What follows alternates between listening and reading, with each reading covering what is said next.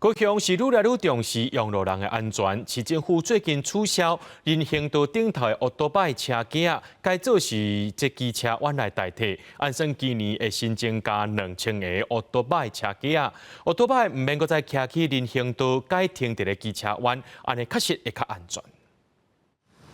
高雄大顺三路人行道规排拢是机车车架，除了有民众伫咧行路，阁有机车位边仔经过，实在真危险。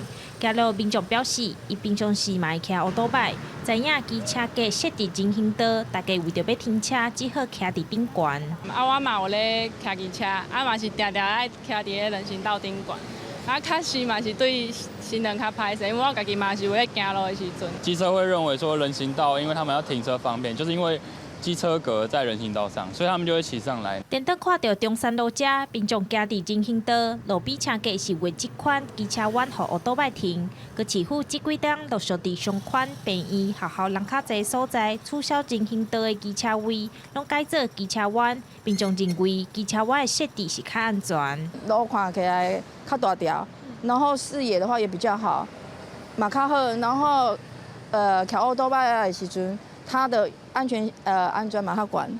目前高雄部分的路段也是会当看到人行道顶悬为机车停车架。交通局表示，去年路边奥多拜车位有104000外位，今年按算阁会增加2000位。未来的评估会尽量以机车弯的方式来设，嘛会考虑到汽车驾驶的权益。部分阮拢会来检讨规条路的即个汽车架甲机车架嘅平衡，大部分尽量莫去影响到咱这路边汽车本来的迄个使用的权利。交通局表示，今年新增加的2000位奥多拜车位会设伫凤山、三民甲左营区，希望赶紧甲机车车架退出人行步道，营造用路人安全舒适的空间。